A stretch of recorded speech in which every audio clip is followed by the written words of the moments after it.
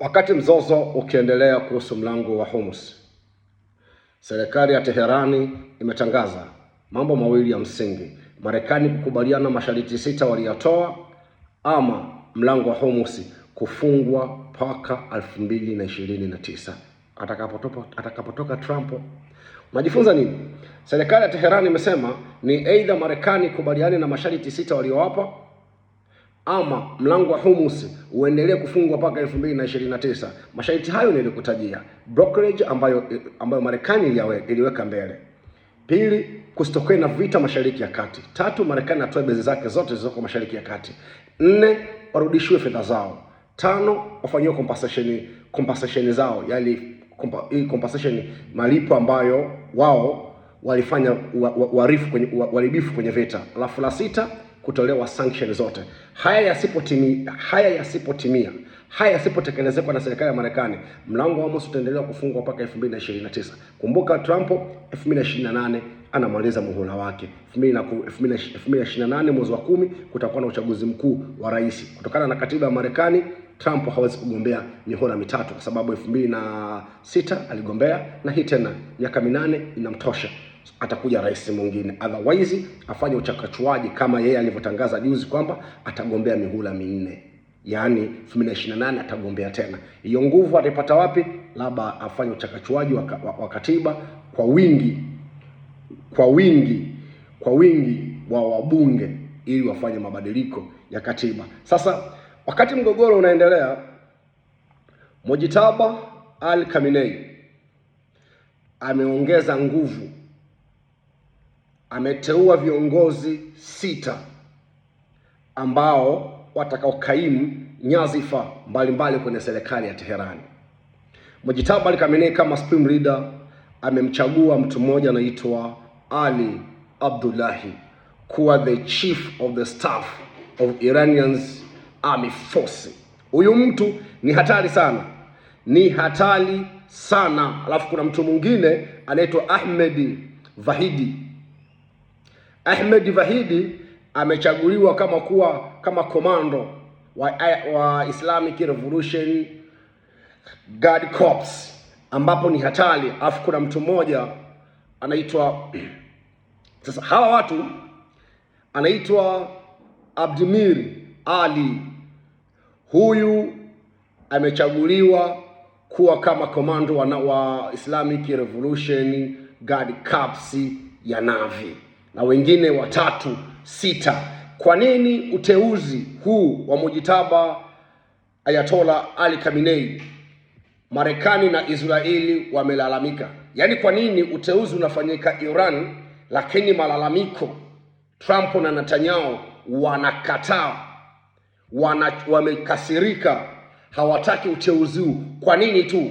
Yaani serikali inapanga watu wake, lakini Marekani na Israeli wao ndio wanakataa uteuzi huu na kukasirika na uteuzi huu. Sasa sikiliza, iko hivi: hawa ni viongozi ambao washaitumikia serikali ya Teherani miaka mingi. Hawa ni miongoni mwa viongozi ambao Marekani na Israeli hawawahitaji, kwa sababu hawa wana experience ya kutosha. Alafu hawa wamefanya na Ayatollah Ali Khamenei mwenyewe miaka ya kutosha. Sasa wamerudishwa kwenye viti. Tatizo linarudi pale kwamba serikali ya Teherani walikuwa wanafuata twaha ya mzee Ayatollah Khamenei, kwa sababu mzee alikuwa mstaarabu sana. Sasa hawa walioingia plus na huyu Mojtaba Al-Khamenei, huyu supreme leader wa sasa, wazee hawashiki simu. Wazee wakisimama kwenye msimamo imeisha. Na ndio maana anakuambia mlango wa Hormuz lazima uende mpaka 2029, ama Marekani akubaliane na matakwa yake, hali ambayo bado inaendeleza kukuza tatizo juu ya tatizo. Trump ametangaza jana mlango wa Hormuz uko wazi, kwa sababu unakontroliwa na USA Navy, yani jeshi la majini la Marekani. Iran amesema basi, kama ni hivyo, mbona hampitishi meli? Kama ni hivyo, mnataka mazungumzo ya nini? Kama ni hivyo, mbona bado mnalalamika kinachotokea kwenye mlango wa Hormuz? Kwa sababu meli bado zinaendelea kupigwa. Kama ni hivyo, mbona wajumbe wanazidi kutumwa, simu zinazidi kupigwa na mlango wa Hormuz uko kwenu? Tayari waandishi wa habari wakasema bana, kama ni kweli. So, Trump ameendelea kudanganya waandishi wa habari akisema kwamba mlango wa Hormuz wanao control wao, lakini kiukweli mlango wa Hormuz bado uko 100% kwenye serikali ya Teherani. Lakini mapya yaibuka. Trump anasema kwamba Iran wanaingilia uchaguzi wa midterm, uchaguzi mdogo ambao utakufanyika tarehe 3 mwezi wa 11 2026, kwamba Iran wanauingilia vipi? Kwamba Iran hawataki kwenda kwenye negotiation na Trump ili Trump aonekane kama ameshinda. Kwa hiyo Trump alitaka Iran iende kwenye negotiation, wafungue mlango wa Hormuz ili kwenye kampeni sasa za mwezi wa 9 mpaka mwezi wa 11 itumike kama silaha. Yes, no, mimi nimefungua mlango wa Hormuz. Sasa Iran wanagoma kwa sababu Trump akose la kujitetea, na inasemekana 70% ya watu wa Marekani wanahisi Trump bora atolewe madarakani na afungwe. Kauli ya Trump kaitoa jana inaonyesha wazi kabisa kwamba tayari Iran washasoma somo, na ndio maana baada ya Israeli tarehe 10 kuacha kushambulia Iran mwezi wa 7, Iran hawakuwashambulia Israeli tena. The reason why ni kwamba Netanyahu pia na yeye alitaka Iran iendelee kushambulia Israeli ili uchaguzi wa tarehe 27 mwezi wa 10 yeye awe na kujitetea, lakini kuanzia tarehe 10 mwezi wa 7 mpaka sasa Iran haijashambulia Israeli ili kuwapa nafasi waende kwenye uchaguzi. Na usisahau 92% ya Waisraeli wanajua wameshinda vita, na asilimia zaidi ya 24 mpaka 30 zinaonesha kabisa kwamba Netanyahu huenda akapoteza kwenye uchaguzi mkuu wa Israeli. Sasa haya ndio mambo ambayo nilikwambia kwamba vita hivi vinawachanganya sana. Na huku kiendelea, Trump analalamika, anasema kwamba kampuni yake inaitwa Trump Media and Technology Group ambao wanamiliki Tinchi, streamers, wanamiliki True Social, na inafanya kazi chini ya NASA, ya DAQ pamoja na DJT.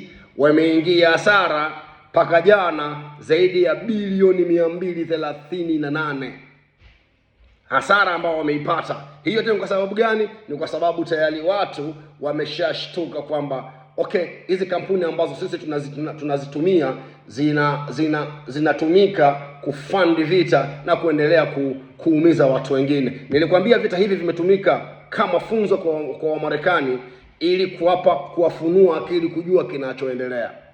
Haya ndiyo yanayomsumbua Trump kila siku, na akisema kwamba Iran wanaingilia uchaguzi ni baada ya kuona kwamba watu wake wa karibu wote ambao wanategemea watarudi kwenye kugombea wamekosa nafasi, vyama vyote. Yani Trump alikuwa na watu ambao wanamsupport kutoka Democratic, wao wameanguka kwenye uchaguzi, alafu na wale watu ambao walikuwa ni senators kurudi kwenye chama chake pia wamekosa, kitu ambacho kinamweka Trump kwenye wakati mgumu sana. So serikali ya Teherani imeweka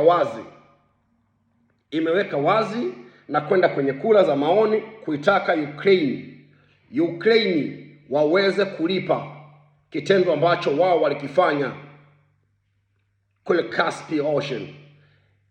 Mwezi wa 7 mwishoni, serikali ya Ukraine ilipiga meli ya mizigo ya Iran iliyokuwa inatoka Moscow, Russia, na kwenda Teherani, Iran. Walipiga wakisema kwamba ilikuwa imebeba drone pamoja na missile components. Ikaja kuchunguzwa wakasema ni uongo. So wamesema kwamba wao wanapaswa kulipa. Na wakati huku Ukraine iliomba msamaha kwa sababu tayari kwa zimeshaandaliwa sehemu 3 za kupiga Kivu, lakini wamesema haina shida, watalipwa. Wawalipe. Hivi ndivyo vita vilipofikia. Trump yuko kwenye hali ngumu sana. Natamani Iran waweze kukubaliana na matakwa yake, lakini imeshindikana.